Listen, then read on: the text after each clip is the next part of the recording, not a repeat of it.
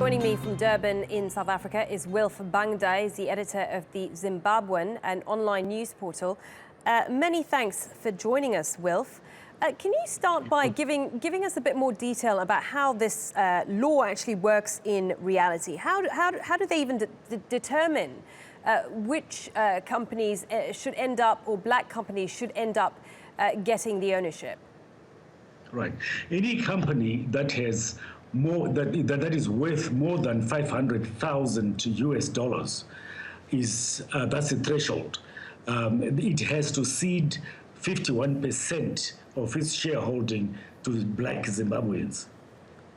And so how is this going down? Are people complying? Well, companies have been forced to comply. That is now the law.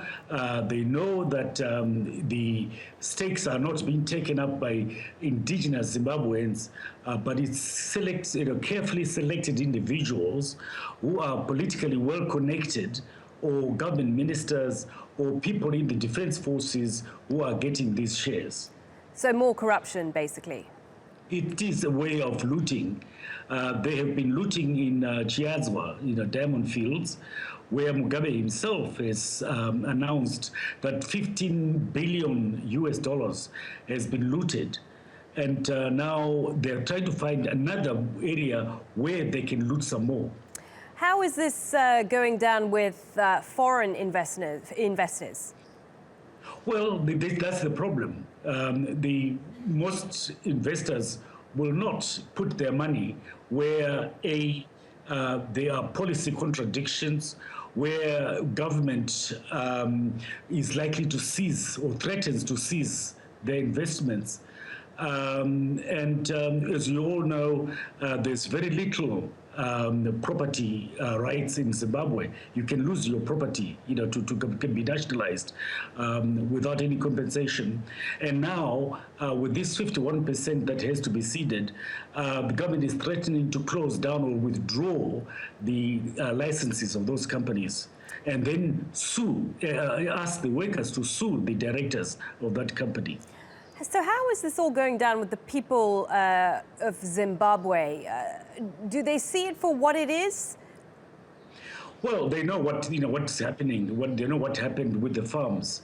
That it did not benefit the majority of the people. It only benefited a few people. So they are aware, that some companies might actually close down, creating, adding to the unemployment. As you know, Zimbabwe is over 80% unemployment.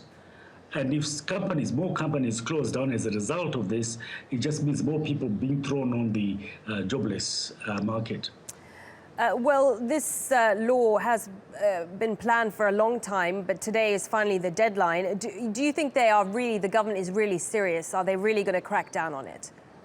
Well, they are serious. I mean, the the very combative Minister of Indigenization, Patrick João, has made it clear that today is the day.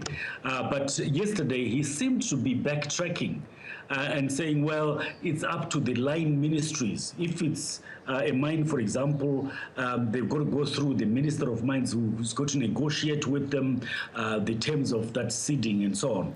So they seem to be backtracking.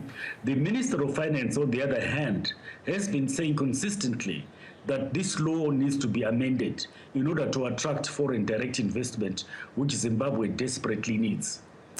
Okay, sounds like a real mess. Wilf, many thanks for your time. Wilf Mbanga there, the editor of the Zimbabwean.